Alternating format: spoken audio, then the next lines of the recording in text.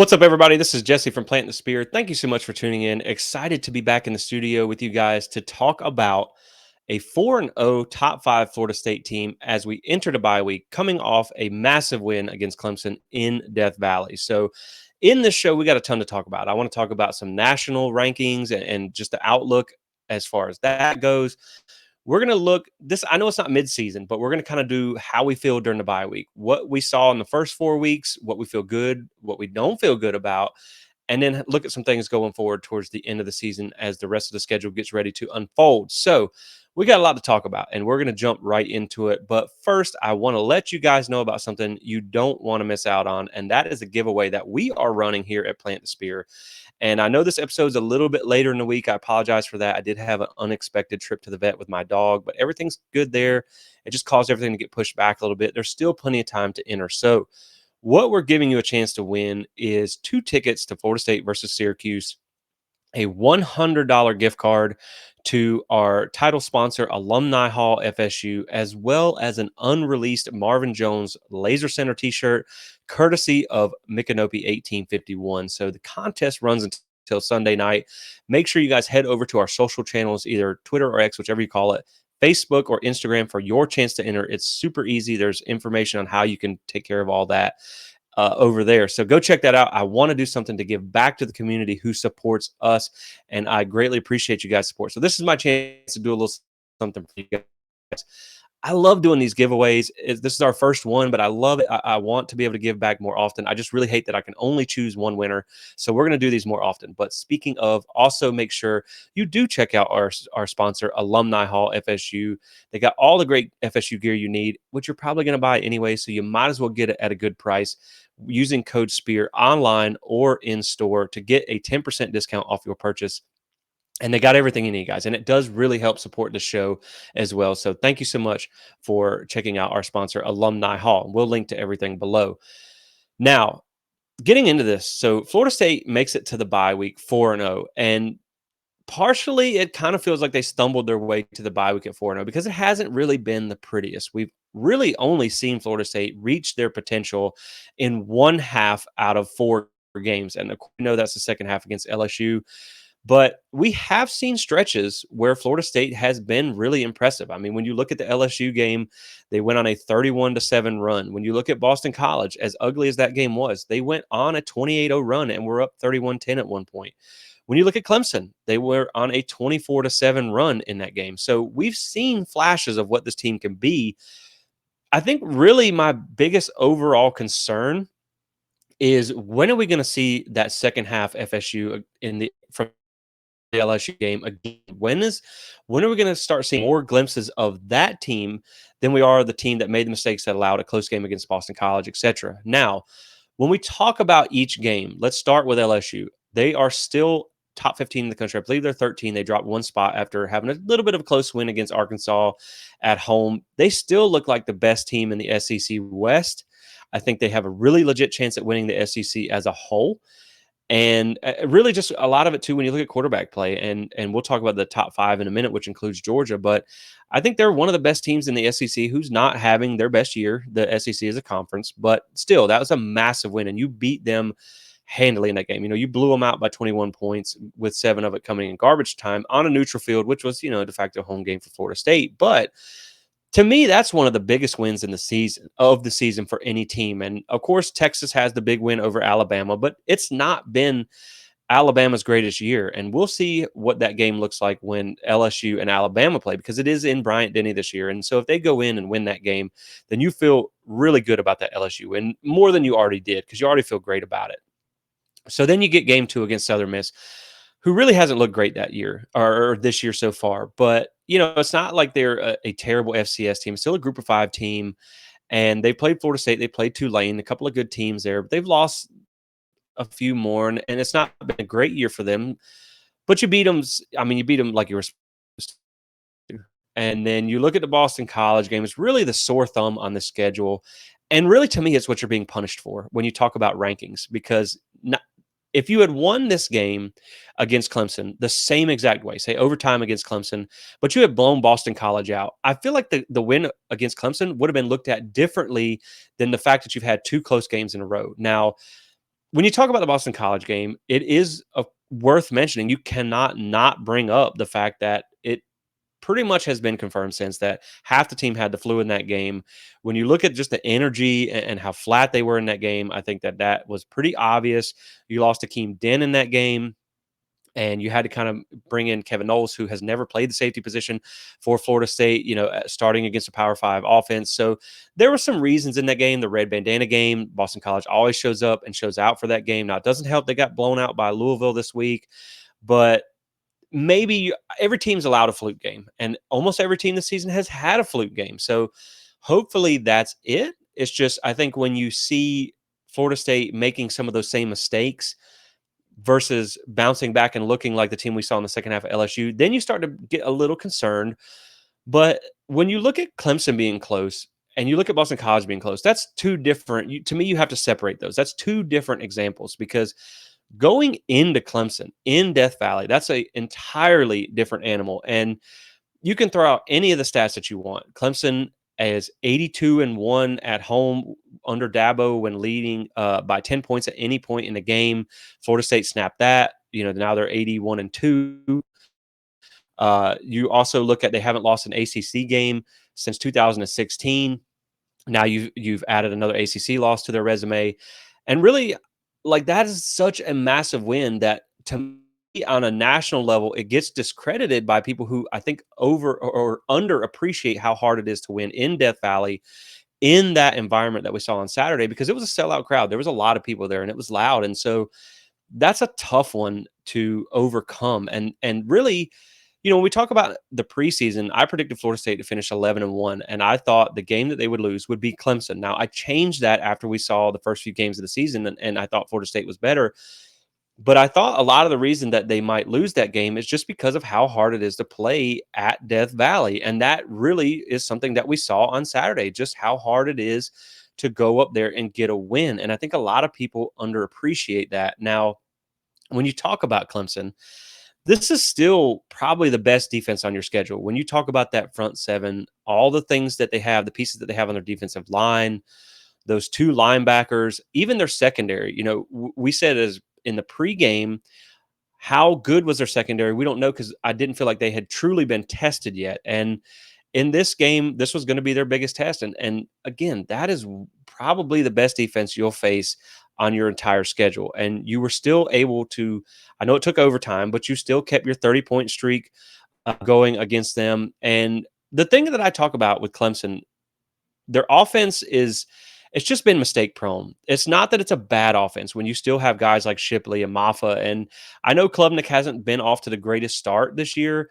He's still a former 5-star quarterback, and their receivers have not been the most productive, but they're still talented guys. They're just not game changers like they used to have. So as Clemson is by far not a bad team. And something I talked about after that game was when you look at their resume alone, they don't deserve to be in the top 25. You got blown out in game one by Duke. But when you look at that game, it was on the road at night in a huge atmosphere for Duke. Clemson repeatedly shot themselves in the foot. Multiple mistakes in the red zone that cost them that game. And Duke gets full credit for the win because they showed up and, in the last 20 years, that game would have never happened. Duke is by far a much better team. We're going to talk about that when we talk about the rest of the schedule coming up later on in the show. But a lot of what led to Clemson losing that game was on Clemson themselves. In my personal opinion, and you guys can let me know in the comments whether you agree with this or not, if you take Duke and put them in that same atmosphere that Florida State played in at Death Valley on Saturday, sold out crowd. Clemson's had a few weeks to kind of get things right and work out some of the kinks with being in a new offense. And, that was also something that I talked about with Clemson was I thought it was really beneficial to catch a young quarterback and a new offensive coordinator early in the season. And Duke got him game one. That was LSU's biggest excuse for losing last year. So to me, I don't think if you put Duke in that situation on Saturday, I don't think they beat Clemson. I just don't. I don't think if you put half of the teams in the top 25 in that same game, in that same situation, in a sold-out Death Valley, in the game that Clemson played Saturday, because they played a pretty good game. I don't think 15, maybe 10 or 15 teams beat them. So resume alone, Clemson's not a top 25 team, but talent wise at home in Death Valley, if you're talking about a neutral field, maybe that's something different. But in Death Valley, I think that team is a lot better than people give credit for. So that was a massive win for Florida State, not just this season, but as a program as a whole for Mike Norvell to finally just overcome the Clemson hump and to put yourselves back on top of the ACC mountain, even if it is for right now, because you got a lot of games left to play. But it was massive. And I really do honestly think I've seen this comments from multiple ACC members so far that I think everybody just let out a collective sigh of relief when Florida State won that game because everybody kind of wanted to see Dabo hushed up, and Florida State finally was able to do that inside Death Valley in their place. And realistically, when you look at it from Clemson's perspective, that would have been a massive win for them. They really wanted to win that game, a top 5 win at home against FSU. Really would have turned their season around. But now you look, they've lost 2 of the Power 5 games that they played this year. They've lost the last 4 Power 5 teams that they've played when you go back to the Orange Bowl in South Carolina last year. They've now lost 2 of their last 4 games in Death Valley. And while they still have a lot of talent and a lot of young talent, so I don't think they're going anywhere, things aren't the same at Clemson. And it doesn't mean they're not a good team, but I think this was really a gut punch for Clemson as well. And it was nice that you were the one who was able to deliver that. Now, when you talk about being on top of the ACC mountain, we do have to make a quick side note. The news has come out that apparently Clemson might be leaving the ACC with announcing their intentions as soon as October. I don't know, man. We'll have to see. Did they figure out the code to crack the grant of rights or something? Is Florida State going to follow? Was the addition, the expansion with the other 3 teams because they knew something was coming? We'll see. We'll keep you guys posted on that as the news breaks, but that's something definitely to watch. So, but anyway, getting back to it, this was just a massive win at FSU, for FSU, should I say, at Clemson because of where it was at and who it was against. And just being able to beat a team that you haven't beat up there in almost 10 years, a team that you hadn't beat in the last 7 tries, a team that is still really talented, a team that had you on the ropes and you were still able to come out and win that game. So it really was a massive win for this program. And I don't think it can be understated, even though I think it is being overlooked nationally when you talk about the rankings because again, Florida State won and then dropped to 5th in the AP poll. And while they do consider that when you talk about playoff rankings, the AP poll doesn't really matter, especially this early in the season. A lot of things are going to shake out. 2 of the teams that are above you still have to play. I think when you look at Florida State's case, if they go through and they have a win against LSU the way that they did, and if LSU goes on to be the team that we think they are, Clemson's going to have some opportunities to prove who they are. They still get Notre Dame at home, which would be a huge win for them, especially in Death Valley. Just again, could be a case to show why it's so hard to win there.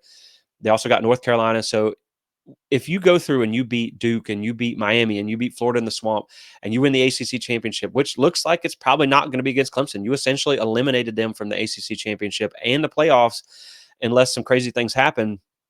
I really do think that you'll be where you need to be. And now maybe that ACC championship road got a little bit easier because you don't know who you're going to have to play now. Might be North Carolina, who hasn't looked great. I mean, I know they're undefeated, but they struggled against App State and had a tight game against Pitt, who's not very good this year. But I do think when you look at as a whole, as a resume, if Florida State goes through and is 13-0 as an ACC championship, they're going to make the playoffs. I'm not really worried about that. The Pac-12 still has to kind of eat themselves a little bit. Now, they have a lot of good teams, but we'll see how that shakes out. But when you look at the top 5, and we'll just touch on the rankings real quick, because when you talk about Florida State making it into the bye week at 4-0, we can all agree it hasn't been the greatest feeling 4-0 that we've seen. And I think the farther away you get from the LSU game, which was their one kind of dominant game, which was really only one dominant second half, I think you start to feel a little bit more concerned about the tight games and things like that. But I still think Clemson is just totally different than what you saw against Boston College. But when you look at overall, I don't think there's really no juggernaut out there this year like you've seen in the past where you had Georgia out there waiting on you who looked like an absolute machine. The Ohio State we saw last year who was really, really talented. When you look at it as a whole, I mean, you look at number 1, Georgia, who has played one Power 5 team so far this season. We know their schedule is kind of a joke. And they were losing at halftime to South Carolina, which is a team that got smoked by UNC first game of the season. So, we'll see how they do going down their schedule once they get into some tougher teams. They still have Kentucky, they still have Tennessee, who may not be as good as we thought, but they haven't looked like an absolute machine like they have. So they've not been perfect. You look at Michigan, they haven't beat anybody. I think their best win is Rutgers. They have not scored over 35 points this entire season, even though they played some not great teams. You look at Ohio State, their biggest win before Notre Dame was Indiana. Now, I know they went into Notre Dame and won. If we're being perfectly honest, the jury's still out a little bit on Notre Dame. They beat a lot of bad teams and they got shot up the rankings for it. So we'll see how good they are. They only scored 10 points against Ohio State. You only scored one touchdown at home against them. So we'll see. And then you talk about Ohio State. This is a team that only scored 17 points against Notre Dame, and 7 of that came on literally the last play of the game. So a lot of it remains to be seen, but no one has really had a just runaway type of season so far. Even when you look at Texas, they had the huge win against Alabama in Bryant Denny, and it's a massive win. But, we also know that this has not been Alabama's best year, especially with the quarterback struggles that they have. So you also look at the Wyoming game, excuse me, where they were tied up late in the fourth quarter before they ended up running away with that game a little bit, in the last few minutes. But I think it'll be also interesting when you talk about, to me, Florida State and Texas, when you look at their resume alone, when you just kind of close your eyes and only read off the resume, you don't put in the things last year and the talent level on the roster. You look at what they've done. Florida State's resume they deserve to be number one, especially when you consider how hard it is to win at Clemson. And I think Texas is your best argument for number two. But I'll be interested to see how that LSU Alabama game goes. It's in Bryant Denny this year, I believe, because they won last year in Tiger Stadium. So if you go in there and LSU beats Alabama this year again, then you look at Florida State really having the best resume and deserving to be number one, but they continue to fall. So that's why I think you need to win some games with some style points. But at the same time, it doesn't really matter. If you win every game by 1 point, you'll be where you need to be at the end of the season. But the main point of that conversation is that not every team has been perfect this year by far. And so the fact that you have kind of stumbled your way through a few games and still made it before, it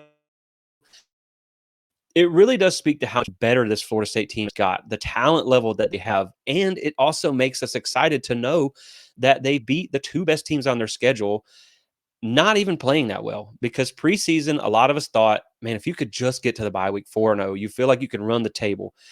If you can get there at 3-1, you feel really good about still accomplishing all your goals for the rest of the season.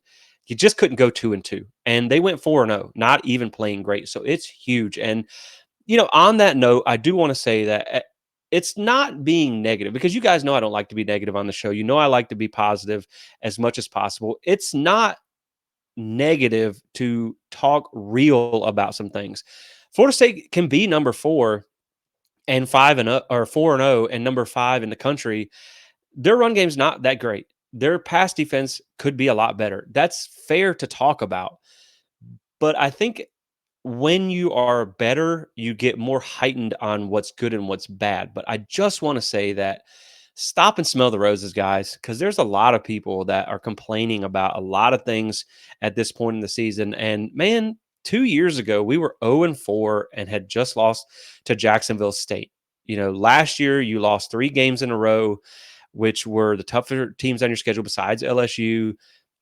And so to me, to be able to beat LSU, to be able to win against Clemson in Death Valley, just stop and enjoy it for a minute, because this team is good. And Saturdays, although they've been a little bit more stressful than we planned on, they've been fun again. And so that is exciting. So I just want to say for 1 second, like, just enjoy this ride, because it has been fun so far and you got a lot of football left to go.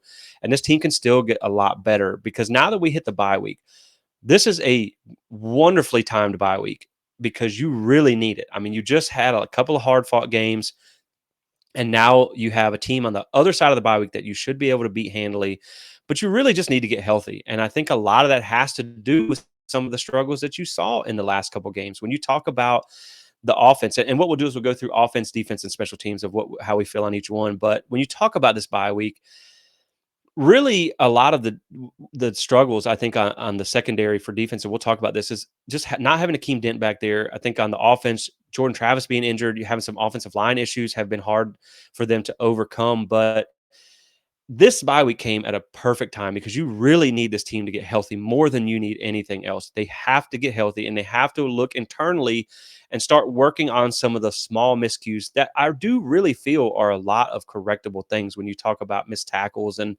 misalignments and miscues on the defense. But going into the offense, talking about what we've seen so far, I know you needed overtime to do it last week, but you still have that 30-point streak running of 10 games with over 30 points. And considering the defense that Clemson has, like I said, this is probably the best defense that you're going to face all season long. When you talk about that front seven, those are all NFL caliber players.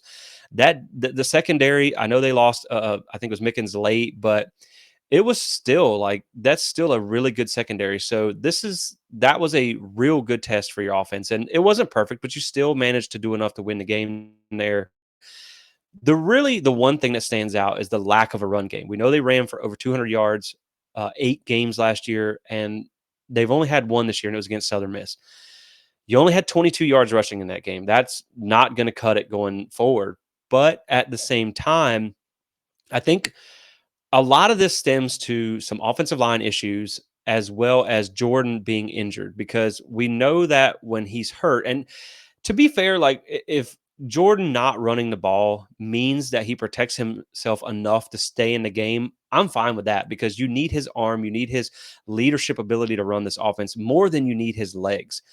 And I think he knows how important he is to this team to be on the field and not have to turn to someone like Tate Rodemaker or something like that. So it's kind of a double-edged sword. If he doesn't run the ball, he has less of a chance to take those hits, but you need him to run the ball because let's face it, Jordan is your most effective, dynamic, just dangerous runner on this team. What he can do in space, the way he can make people miss, obviously your best quarterback, and he's probably your best running back too. Just when you talk about the amazing things that he can do, but when he's injured, he does not run the ball, and he's been reluctant to run it the last 2 years a lot anyway. We've really seen a lot of his carries go down, and teams, when they don't have to scheme for an elite runner in the backfield, that's a lot of what made Lamar Jackson at Louisville really dangerous was his running ability. And I think if, say, he stopped running the ball in the middle of the season, it completely changes that offense. And that's something that we've seen from Jordan Travis. So that's why it's so crucial for him to get healthy during this bye week. And I know a lot of people even talked about, do you need him for the Virginia Tech game? And personally, I would say no, I don't think you do. I think he'll play, but I could see a situation where maybe you sit him if he's not healthy, because there's a lot of times where you see that left arm and it's not his throwing arm. It's just hanging. I mean, it's just dangling, and it has to hurt. He's tough. He had a big shoulder brace on at the beginning of the Clemson game last week. I think he also, it was that game that he hit his hand on a helmet and cut his hand. So he was dealing with some issues there. He's just banged up, and he has to get healthy because that running ability is what really opens things up for the backs, and with them having to respect your quarterback and a dynamic running ability that he has. But I think you also look at it from the offensive line perspective. They have some things that they need to get sorted out, and you do have some new guys that are still kind of finding their way. I mean, I do think I said this last episode that I think you miss Dylan Gibbons' presence. He was a really physical, just tone setting blocker. He was a vocal leader of this offensive line. I think you do miss his presence there a little bit. And I think that's something that we'll talk about on the defense, like with Jamie Robinson. I think you miss that on the defensive side of the ball as well. But you also have some things when you watch the film. I think they would really like to put Byers at guard. He's just not been the most effective at tackle. He got beat on a 3-man rush in a crucial down against Clemson last week, we saw. But I think he's talented. He's still adjusting. Remember, he hasn't played Power 5 before, so he's still adjusting to this level. And he's really had a tall task when you talk about going against LSU's defensive line and Clemson's defensive line in 2 of the first 4 games. But I think you would like to have him at guard.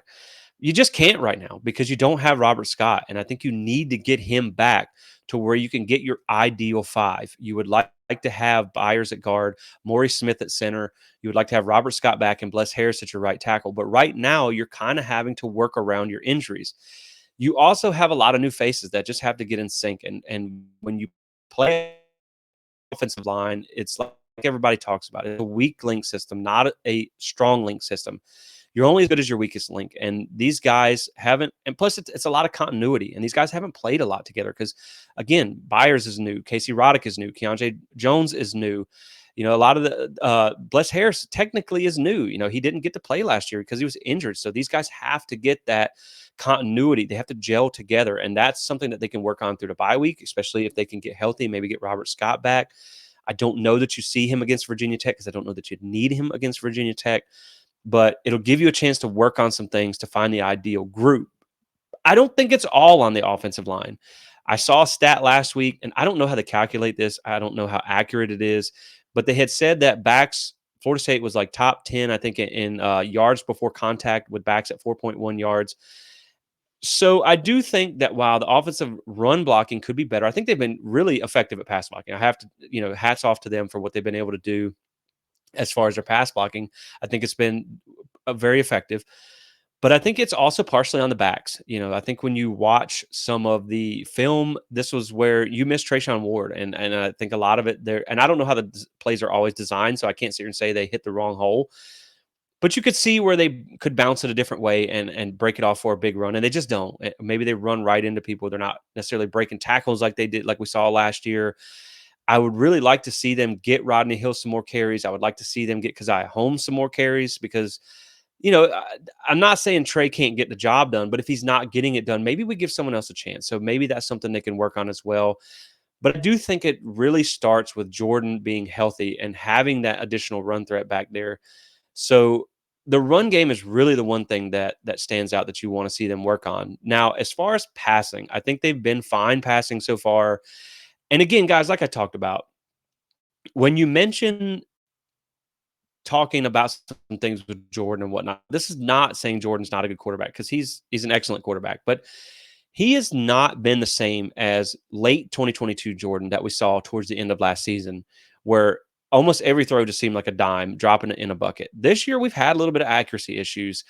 I don't know how much of that has to do with the injury, but it certainly has to factor in there when you're playing in pain, throughout most of the games, when you have a shoulder brace that you have to wear and things like that. And I know it's not his throwing arm, but I mean, when you have to move around stuff, your whole body is part of it. But I do think that the biggest knock that people have is not spreading the ball around enough. And look, I'm all for getting more guys involved, especially if, say, for instance, one guy ends up having to miss some time. You don't want your only experienced guys to be three guys. And really, I think when you look at it, it's not as big of a problem as most people think. And I really wanted this episode to kind of just be sitting back talking around the tailgate, kind of a more relaxed type of environment, which is something I really enjoy. But I do have some stats for you guys, of course. I can't go one show without naming any stats. And so the reason I don't think it's really as big of a deal is because I went back and I looked like how detrimental is it for a team to really only focus on a couple of receivers? And so check this out. So 2023 FSU so far has 78 total receptions.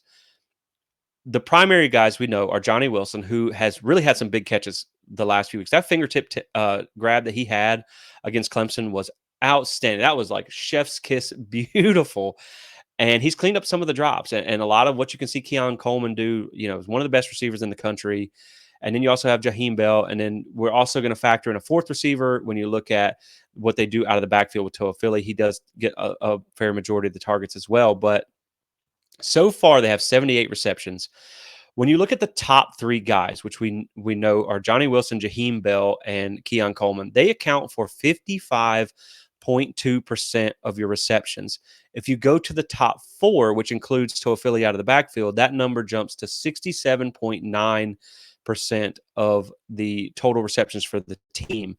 So far, they have accounted for 32, 29, 16, and 11 receptions. The rest of the team only has 34. So, of course, I would like to see them get more guys involved. And I do think there are some things that are open underneath. But let's look at a couple other teams. So, when you think of Florida State's second, we thought this would be one of the best offenses we saw. What's the best offense you think of? 2013 FSU. We know they dominated pretty much everybody. So when you go back to 2013 FSU, in that season, they had a total of 288 receptions. Their top three guys accounted for 63.8% of receptions compared to 55.2 this year so far at FSU. The top four guys accounted for 75.8% of receptions compared to 67.9 like we talked about this year at FSU. Now, that's not always the case because when you look at 2022 Georgia and 2021 Georgia, it wasn't as high as that. But we know those were a lot more defensively dominant teams. When you have successful offenses and national championships and things like that, who's the number two team or the number one team, even in some cases, that comes to your mind? 2019 LSU with Joe Burrow. That offense was lights out. Now, let's look at some of their numbers because it's interesting as well. So 2019 LSU had a total of 426 receptions. Their top three guys accounted for 58.7% of the receptions. So that's 3.5% higher than what FSU is at right now. Their top four guys accounted for 69.7%, which is about 1.5% or so, just shy of 2% higher than what Florida State is right now. So the numbers tell you it's really not a problem when you have those talented guys that you're feeding the ball to. I think you also have to keep in mind that I looked it up. Florida State doesn't disclose injury information. When I looked up on a website that lists technically guys that are out that they believe have injuries, Kentron Portier has not played this season, and he is listed as an injury. I don't know to what extent it is, but he has not been available, is what it sounds like. So if you take Portier, who is your next best receiver in line, and then you look at Destin Hill, while we're excited, and I really would love to see him get involved in the pass game, this is his first year. You still look at Winston Wright, who's made a couple catches, also had a fumble in there too. So I don't think it's bad to necessarily involve more people, but I also don't think it's bad to feed your top targets when you have guys like Johnny Wilson and Keon Coleman who consistently make big catches. And Jaheim Bell hasn't been targeted near as much. But I think, when you have those guys, it's okay to feed them because they are able to go up and win those battles. And then when you talk about Florida State, a lot of people say they don't use the middle of the field. And now these numbers come from PFF, and I can't guarantee you they're 100% accurate, but this is what they get paid to do. Florida State, 56.2% of their passes have been in the middle of the field. Now, it doesn't always feel that way, but that's just what the numbers tell us. You're looking at deep passes have accounted for 20.7%, which I think was around 17 last year. So not really a huge change there. The chunk of their passes come at the 0 to 19 yard, that short to mid-level. Mid-level 10 to 19 yards, you're looking at 33.1% of your throws. Short passes 0 to 9 yards, you're looking at 26.4, which is a little bit higher in the mid-range passing than you had last year. It was around 30 on both of those. So I think sometimes when you watch the film, you see guys like Kyle Morlock, like Winston, throw the ball down the field to one of his top two targets. So I would like to see them take what's given, and I think it would help the offense stay more in rhythm. I think it would help them move the chains more and just be more in sync and get more guys involved in this offense. But they're still winning games. They're still putting up 30-plus points. And like we just talked about, the numbers have showed you that it doesn't necessarily come off as a bad thing. Now, I will say, as far as that goes, when you look at passing play snaps, these are snaps that were involved in a passing play. Your top four targets have been present for a 431 snaps. The rest of the team has only been on 311. So they have a majority of the targets, but also played a lot more too. So that is something to keep in mind. But I think the passing game will be fine. I just think hopefully they can work on taking some of those underneath routes as well. But again, like we said, I mean, if it works, it works. And I can't necessarily complain about that. So I think the offense will get rolling if you can just get Jordan healthy and you can get some time to work on some things and you can get that offensive line in sync. I think if you can get Maury Smith healthy, because although he played last week, people were saying that they saw him get treatment after almost every play. So if you can get him back and healthy, you can get Robert Scott back and healthy, and you can get Jordan healthy, with a bye week to work on things, I think you'll see Florida State start to get more in rhythm on their offense. And, again, keep in mind last year when they came out of the bye week, I mean, they just started blowing people out left and right. Them first 4 games, I think it was something like 173 to 39 or something combined points. It was ridiculous. So we know there is potential for them to get a lot better coming out of the bye week because we saw them do it last year. Now, switching over to defense, and this is where a lot of people have a lot of gripes, and I get it. They're frustrating to watch. The third down defense at Florida State is maddening to say the least. And I'll give a shout out to Bud Elliott from the Nolecast who brought this stat up this past week, where Florida State has been one of the best teams in the country at getting teams into third and longs, obvious passing down situations. They have been one of the worst teams outside of the top 110, I believe it was, at getting teams off the field in those situations. And they have to get better about that. They just have to. Really, to me, what plagues this team more than anything is missed tackles when you talk about defense and miscommunications in the secondary. I think the front seven is fine. Now, I know people point to the sack numbers being down and don't think that Verse is having a good season, but you have to also remember that teams are accounting for this defensive line this year, because last year we saw them attack it a little bit through the run game because they knew you didn't have Fabian Lovett. They knew you weren't really as good as you wanted to be in the interior group. So teams were able to attack that a little bit at the run last year, but now they know you have that good defensive line. So we talked about in your run defense has gotten a lot better. You've just been gashed by a couple of mobile quarterbacks, which is something Florida State has always struggled with, which most teams struggle with. Jaden Daniels runs a lot against a lot of teams, not just Florida State. It's not exclusive to them, but we talked about in last week's episode how much better Florida State has done against true running backs in the running game, not mobile quarterbacks. I think it was pre-Clemson. It was like a 369 total rushing yards they gave up, and only 160 of that, I think, was to backs. You look at what Will Shipley did against you the last 2 times you played. He had over 120 yards rushing. This one, I think it was like 67 yards. So you did a good job of limiting them on the ground as far as their backs go. It's just really, like I said, you see, and another thing I have to comment, and guys, I'm not one to blame refs. I mean, I know we get screwed a lot. I get it. I'm not necessarily one to blame the refs, but in the 2 biggest games of the season, LSU didn't have a single holding call in that game. I don't believe there was a single holding call in the Clemson game either. When you look at some of the pictures, and I love this trend, and I hope if you're listening to this and you're a photographer, you keep doing what you're doing. They have been putting out pictures after the game of pure and obvious holds. I'm talking about 2 guys with a handful of jersey. There's just not a lot you can do on the defensive line when you have 2 guys grabbing cloth the whole rep. And the sad thing is, a lot of it is right in front of referees, and it just doesn't get called. So I think that, as much as I don't like to make excuses, I do think without a doubt that's a factor. I mean, it is. When you get held every play almost, it's hard to be successful on the defensive line. So I do think you're seeing also teams scheme around that defensive line, getting the ball out a lot faster. We know Clemson runs a very short. You also have to think about the offenses you played. You had LSU, who does not push the ball down the field. They run a very short, quick pass, quick developing offense because Jaden Daniels is not a great thrower of the ball. You also have Clemson. We talked about this in the preview. They run a lot of fast plays, short passes that get the ball out of their hands. And then that's what we saw against Southern Miss in their game plan too. A lot of really short, fast developing plays. They're scheming around this defensive line. It doesn't mean they're still not having an impact on this game. So I think the defensive line is fine. I think your front seven is fine. The linebackers have really stepped up this year. They lay the wood and they are fun to watch. And really, when you talk about Kalen DeLoach, he saved that game because I had all this just nasty gut feeling that, like, if Clemson goes down and scores there, this game is over. I didn't think they had the crowd. They had the momentum. They were driving. I thought if they scored, Florida State was not going to recover from that. That fumble, recovery, and touchdown and sack, that changed the outcome of the game, potentially saved your season.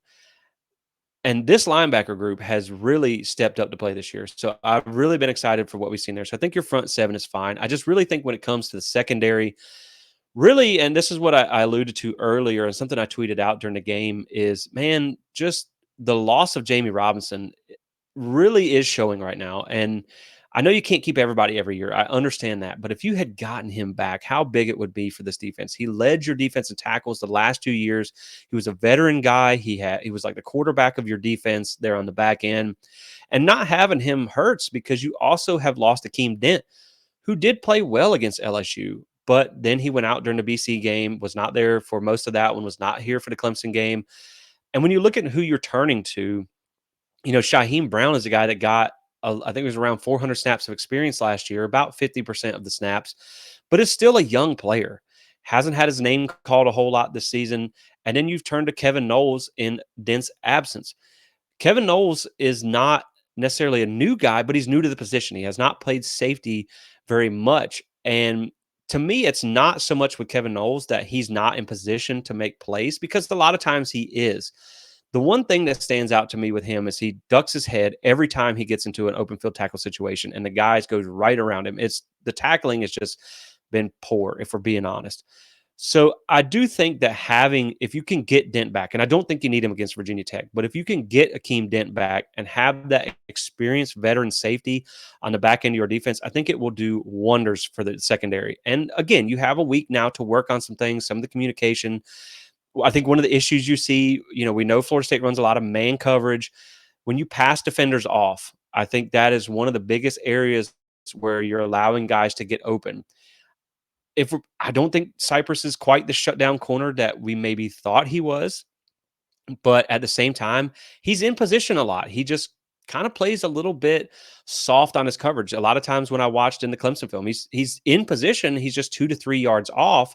So then it turns into not getting a PBU and just making a tackle, but giving up that yardage. So there's some things they need to clean up, but I don't think it's things that cannot get cleaned up. And I just really think getting Akeem Dent is going to be huge for if you can get him back at some point this season. So they got some things to clean up. And, I don't know if maybe it just also happens to be that the secondary is, other than the running game, is the biggest weakness on this team and also the only position that you changed your position coach. And that doesn't mean I'm saying Patrick Surtain is the weak link. I'm just saying you have a new coach and some guys learning some new things, and you played against some good offenses early in the season, looking at LSU. And then again, BC wasn't a good offense, but, again, the flu thing and all that. So the first half defense has been rough. The second half defense has been great. I mean, you held Clemson to 7 points in the second half. You held LSU to 7 points in the second half. And that's what gave you an opportunity to win the game. So your defense is giving you those opportunities to win the game in the second half. It's just, when are you going to show up and play all 4 quarters? And I know everyone wants to trash Fuller. There are some things in the game plan that I think could be better. Really, the one thing that stands out to me more than anything is being more aggressive more of the time. When you see this defense go through and start to be really aggressive and bring a lot of pressure, that's when you see them really start to have a lot of success. But sometimes it seems like it takes way too long for them to start ramping up that aggressiveness and a lot of the blitzes. So I know you can't blitz all the time, but I do think they need to just play a more aggressive style of defense, because that's what they're good at. That's what when we've seen them play at their best. But hopefully these are some things that you can get cleaned up. But a lot of it really, guys, just it's blown assignments and it's missed tackles, and they're not being coached to miss tackles. They're not being missed. I had someone comment on something the other day on a defensive thread that I put out, and they were like, Adam Fuller needs to be fired because there's too many missed assignments or blown assignments. And I said, do you understand that when you say that, you say that they are not doing what they're being coached to do? Now, I understand it's on the staff to clean that up. That is a fair point. But they're not being coached to do a lot of this stuff. So they just have to clean it up. And, the secondary is, I love a lot of the guys that they have back there, but if you look at the defense from top to bottom, it's probably your least talented position, or position group, should I say. So, hopefully you get things cleaned up, because you have some teams going forward that can throw the ball, but not a ton of really powerhouse passing offenses. Now, I will say, last thing on the defense, a lot of people thought last year, when you looked at the defensive numbers, top 25 and all that stuff, top 10 passing defense or top 15, it had a lot to do with the teams that you played. Now, that is a very fair point because I think it was something like 6 of the teams that you played last year were under their first year under a new staff. You didn't really see a lot of great quarterbacks. Miami had a decent quarterback, but their coordinator situation was not the best, and they made a change there. So I think you are seeing a little bit of just playing better level of competition on the offensive side of the ball. Last year when they played Jayden Daniels, it was game one for LSU, and then I just do think that this defense overall is better than the defense last year. You're just seeing a little bit better competition so far. So we'll have to see how they come out of this bye week. But hopefully, when you look at last year coming out of the bye week, they held Georgia Tech to, I think it was 16 points, and they scored one like kind of in garbage time late. They held Miami to 3, Syracuse to 3, Louisiana, I think it was 3 as well. So, or 49-10 or something like that. So hopefully there's are some things that they can get cleaned up. I know they rotate a lot on the defensive line now, which I know Norvell, he said that he did research on the national championship teams and he's trying to follow where they keep guys fresh. And so like you are getting further into your depth, which could be, early in the first half, which could be some of the reasons why you're seeing a fresh offense going against some of your further down the depth chart players are having some success. And then late in the second half, you have a Florida State team who's more fresh because they rotated more against an offense that's getting tired now. So it doesn't look great all the time, but you've done enough. And so hopefully the BC game was just an anomaly where you let them get back into it where everybody was sick. And like I said, you could see the difference in the level of an energy and intensity. So the defense overall, they got some things to clean up, but I think they'll be fine. So next up, let's just talk about special teams real quick. I think this year's been great so far on special teams. And shout out to Ryan Fitzgerald, who really was kind of the weakest link on this team last year and really cost Florida State a lot of things. When you talk about just a lot of the missed field goals, it was a struggle. But this year so far, he's been great. And man, when he lined up and hit that 48-yarder against Clemson, I don't know about you guys, but I could not breathe during that. I was like, oh, please, please, come on, Fitz. I like it was such a breath of fresh air to see him hit that, and I know it was huge for his confidence. So I don't want to jinx him, so we'll stop here. But so far, the kicking game has been good, which also includes punting. And Master Mono didn't get a whole lot of work last year with the offense that we saw, but he's been excellent this year, and he's pinned them deep a few times when you really, really needed it. He's been able to change field positions for Florida State. So your kicking game has been good. Your kick coverage has been good. Haven't seen a whole lot from the kick return game, but you would hope that as long as you can just get your offense the ball, you'll be fine there. So overall, I think the offense, you see the potential. They just have to get healthy and they have to get in rhythm. And the person who's banged up the most is your quarterback, who is also the most important position on the offense. So I think if they can get healthy, they can get some things cleaned up in the bye week. They can scheme some things up, get your offensive line right, and have a good day against Virginia Tech. You'll be fine going forward there. The defense, your front seven, I feel good about. The secondary has to clean some things up, and you got to get better at third down defense. It's just atrocious to watch. And every time third down and long comes up, you're just like, no, well, might as well just give them the first. So that's really what needs to get cleaned up. But if we can see them play up to their potential, like we did in the second half of LSU, and again, like I talked about, when are we going to see that? Because we're starting to see more of the sloppy play than we are the great play. And so that's something that just really needs to, I would really like to see coming up in the next game. But again, we talked about how good they were coming out of the bye week. And so that's something I'll be looking for, a giant step of improvement going forward.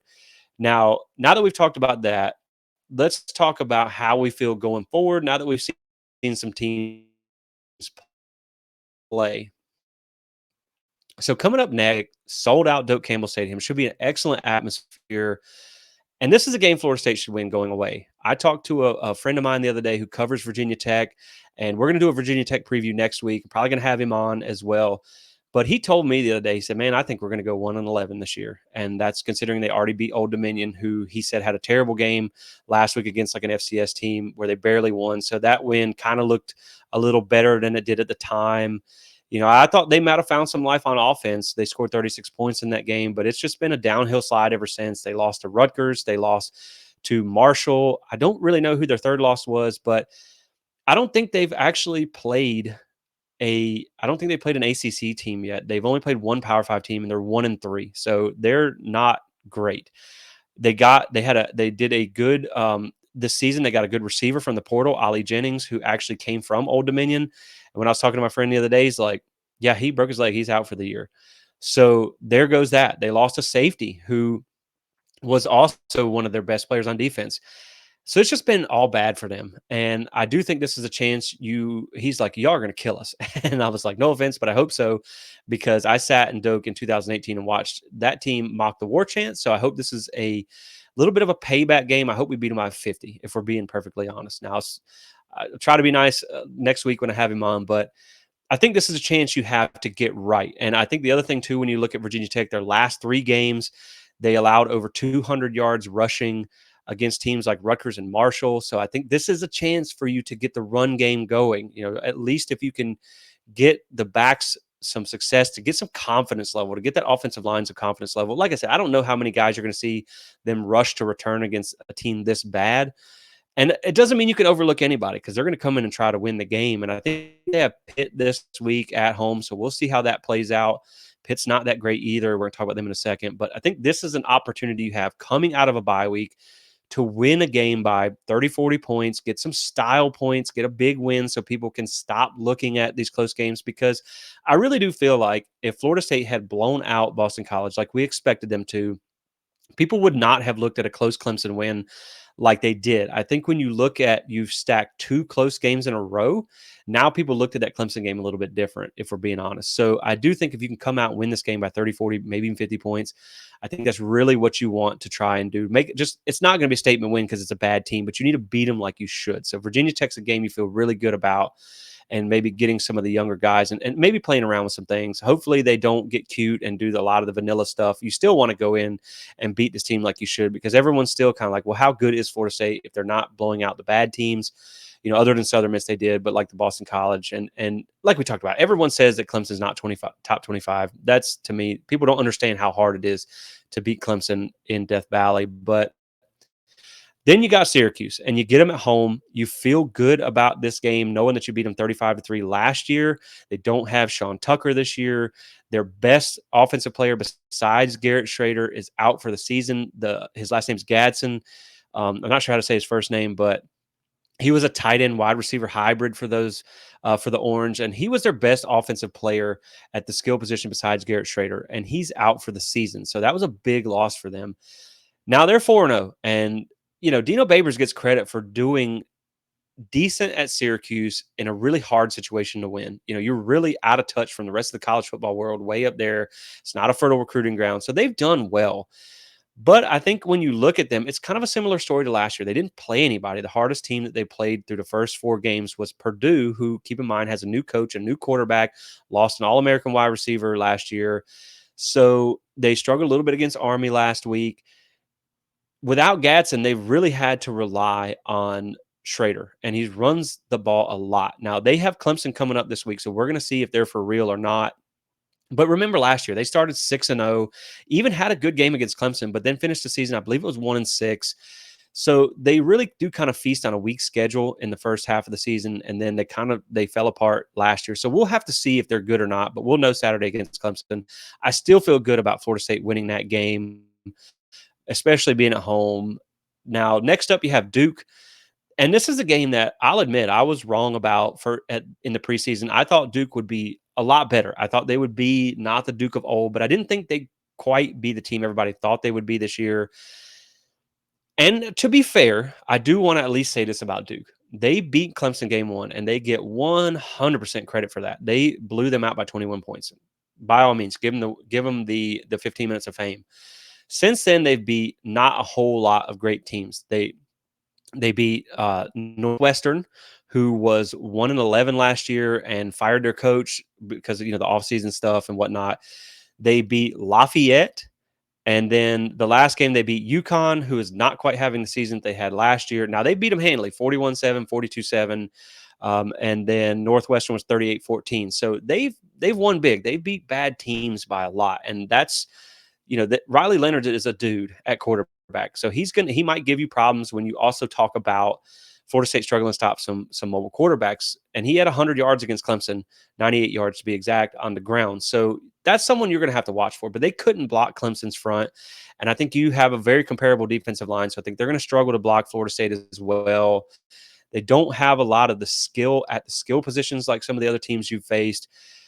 It's going to be interesting to me to see what Duke does. They have Notre Dame this week at home, so we're going to see just how good Duke is. Are they for real? They got NC State the week after that before you play, so we'll see how Duke is. Now, obviously, they're a much better team than Duke has been in the past, but you do get them at home. That game has already been announced as a sellout.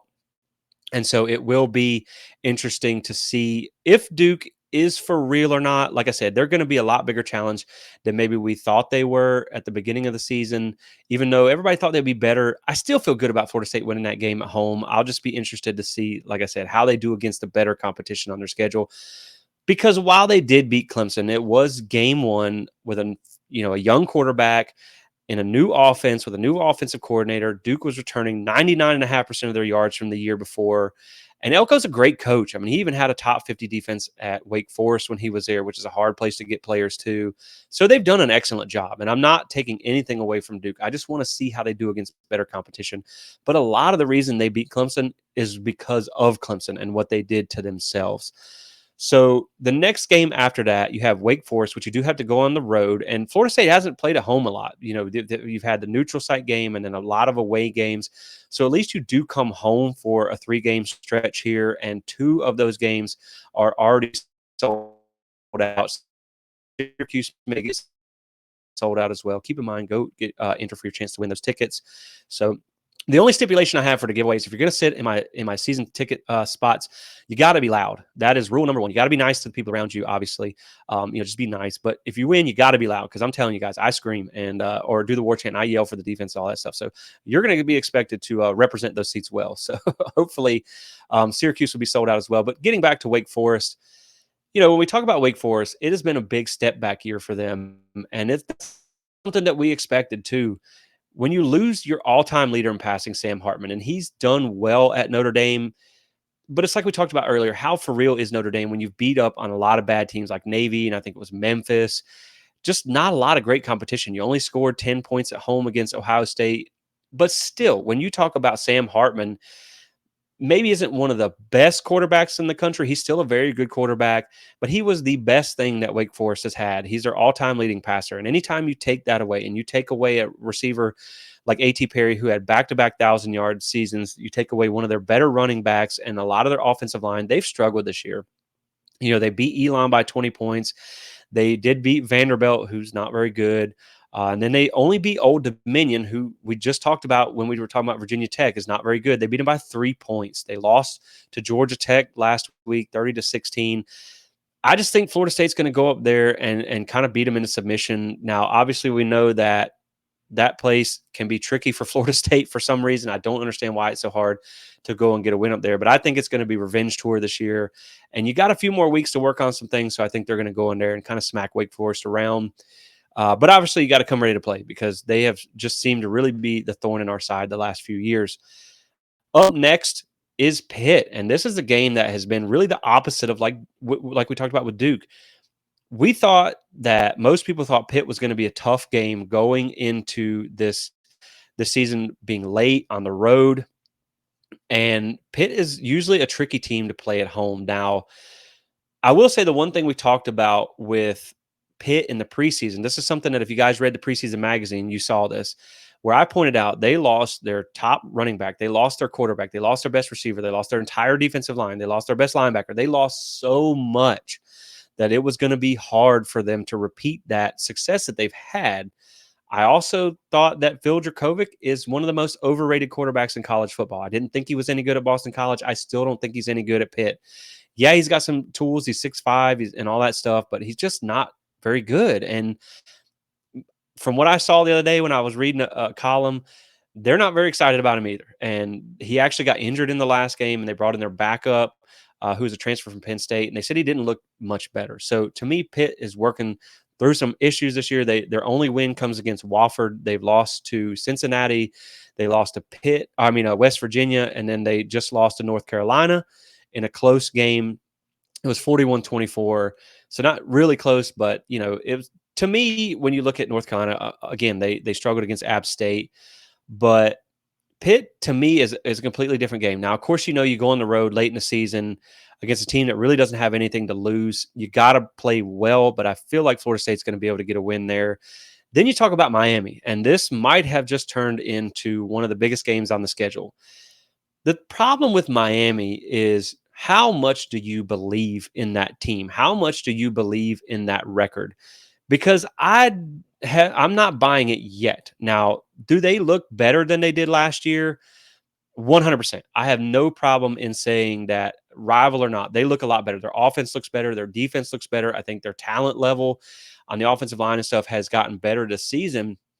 But the only team that they beat that's worth a flip is Texas A&M. And we know Texas A&M, shout out to Jimbo, has done a lot less with a lot more talent for a long time. And I just think that we need to see more from them against better competition for them willing to buy into that because like we said, they beat basically nobody. You beat Miami of Ohio, you beat Bethune-Cookman, and then you beat Temple. Now they beat them like they should, 41-7, 48-7, 38-3, but last year may have been a little bit of an anomaly with them losing to teams like Mississippi or Middle Tennessee State and things like that, but you still haven't beat anybody good. Now you have this, like we talked about Clemson. You still have some opportunities coming up. Now, when you talk about Miami, they have Georgia Tech coming to town this Saturday.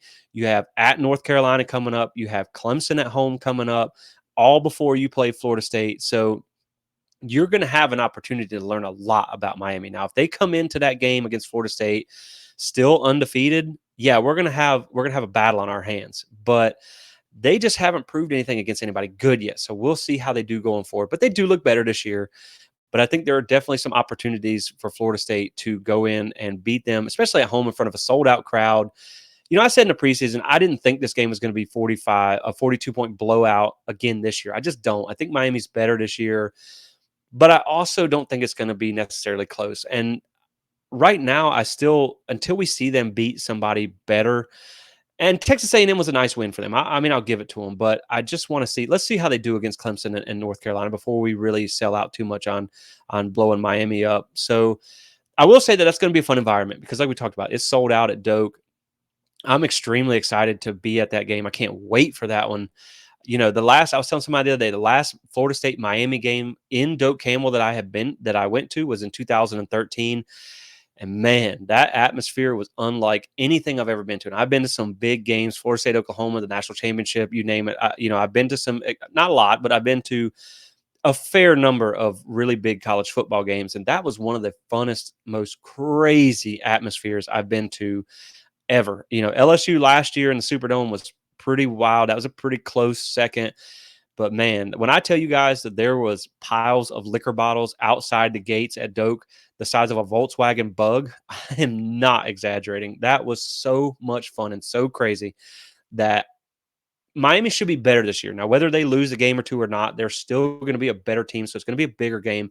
And I'm telling you, that atmosphere is going to be unmatched. So I can't wait. I always want to see Miami do bad. I'm not here to front. Like, I'm going to be perfectly honest with you guys. I don't care if they go 0-12 every year. I don't care if Florida goes 0-12 every year. I don't owe them nothing. But I will say when they are better and Florida State is good as well, it is a great environment between those two teams. So, I hope they lose every game of the year. But if they're better than that, then that's a fun game as well. Now, the next game after that, North Alabama, not much to say there. You should roll over in that game, get a lot of the young guys playing time. So nothing really to talk about there.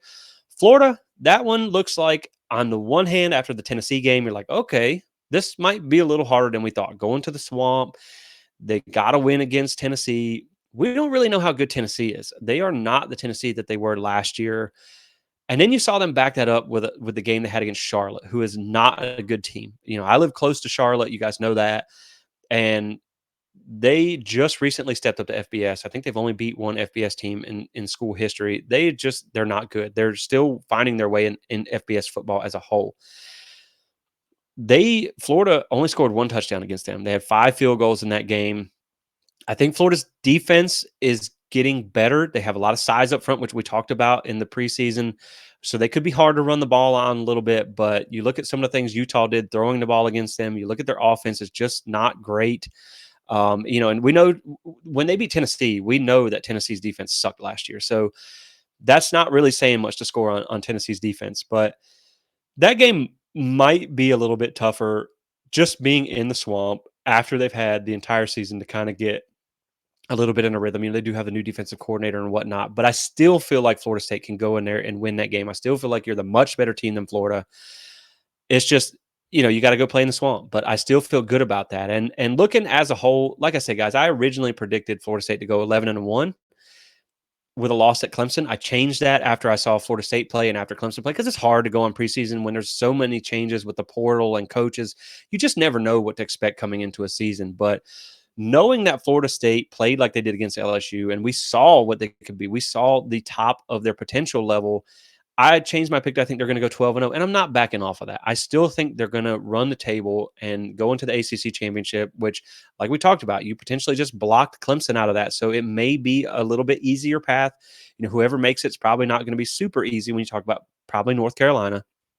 So I still feel like you're going to have the opportunity to finish the season 13-0 as an ACC champion and go into the playoffs. But there are some things that you got to get cleaned up, or you could lose against some of the teams down your schedule that are better than what we thought they were originally, like Duke, like Syracuse, like Miami. So I think these are some of the teams that you're going to have to bring your A game. You can't just sleepwalk through some of these games, and the mistakes have to get cleaned up. But the good thing is, again, guys, I think it's not so much just you're getting out talented or whatever the case may be, or it's a terrible game plan. It's not been perfect all along. I'll admit that, but I do think that if they can work on some of these things in the bye week and they can get healthy, that this team is going to be just fine. And there may not be, it may not be like last year where you come out of the bye and you just wipe the floor with every team on your schedule. There may be some close games, but at the end of the day, if you win every game on your schedule by 1 point, and this is something we talked about before, look at Georgia had a close game against Missouri last year, still went on to win the national championship. TCU had, I think it was 5 games by 7 points or less. A lot of those would come from behind wins, still made the playoffs, still made the national championship. So just win. That's all that matters. Just win. And they've done that so far. They made it to the bye week 4-0, which is what we asked of this team. And you were able to do it not playing well. So that lets you know there is still a lot of meat on the bone when you talk about this team. And that makes you excited going forward because now they have an opportunity to get healthy during the bye and then also come out against a team in Virginia Tech that's really struggling right now, really having a bad game or a season. And hopefully you can get one of those dominating wins where you get a little bit of confidence for yourself and you kind of work on some things in that game. And then you put all that into going forward against the rest of your schedule. So overall, it's just positive for me. I mean, I know it hasn't looked great, and this is probably maybe not the most exciting 4-0 that we've seen, but I still think you have to stop and smell the roses like we talked about. You have to just live in the moment and enjoy the fact that this team did make it to 4-0. They are still top 5 in the country. When the playoff rankings come out, I think you're going to see them where they need to be. And I think it's just enjoyable. Saturdays are fun again. Even if they're a little stressful, they're still fun again. And I think really that's all at the end of the day that matters. As long as they keep winning, they have so much room to get better. And that is also exciting. So with that being said, guys, that's kind of where I stand on the bye week of just how I feel about things, what we've seen, what we got going forward, and some of the things they got to work on. If we can see this team get the secondary cleaned up, like if you can see them get back Akeem Dent and they get some of these missed tackles cleaned up and you see the run game get going, then I feel like this team's going to be perfectly fine against anybody that they face, whether it be now or in the playoffs. As long as they bring their A game and they get those things cleaned up, they'll be okay. And, like I said, the targeting the 2 guys, when you look at the stats, I don't think it's a big deal, but hopefully we see some more guys get involved just so you have more depth of playmakers. But really, I think it's just going to come down to getting healthy and working on yourselves. And if they can do that, they are still in the driver's seat at the bye week after the 2 toughest teams on your schedule that you played. You are still in the driver's seat to accomplish every single goal you have this season. And that, to me, is exciting for this year. The fact that they can still win the ACC championship. They can still go undefeated. They can still make the playoffs. They can still make the national championship. They can still do all that, even though they're not playing their best football. So with that being said, guys, we'll go ahead and wrap it up here. Like I said, I'm going to be back next week with some pregame preview of Virginia Tech, and we'll have plenty of coverage there. Like I said, sorry about being a little bit later this week, but I wanted to make sure to get something out for you guys, especially so you can remember to go have your chance to win that giveaway that we're doing. So check that out. Like I said, it's on our social media channels. The instructions are there, and I'm going to give away these tickets, and I'm going to give away this gift card and this T-shirt coming up. The winner will be notified no later than Monday, so you still have a few days to enter that as well. And then, like I said, if you don't mind, go check out our sponsor, Alumni Hall FSU. They got great gear and they help support what we do here. Speaking of, I normally don't ask you guys for this, but I'm really trying to help this channel grow on YouTube. So if you could like and subscribe, maybe leave a comment in the thread below, that would really help this channel grow. And so I appreciate you guys for doing that. But with that being said, guys, we'll go ahead and wrap it up here. I thank you so much for tuning in. Thank you for your support. And as always, go Noles.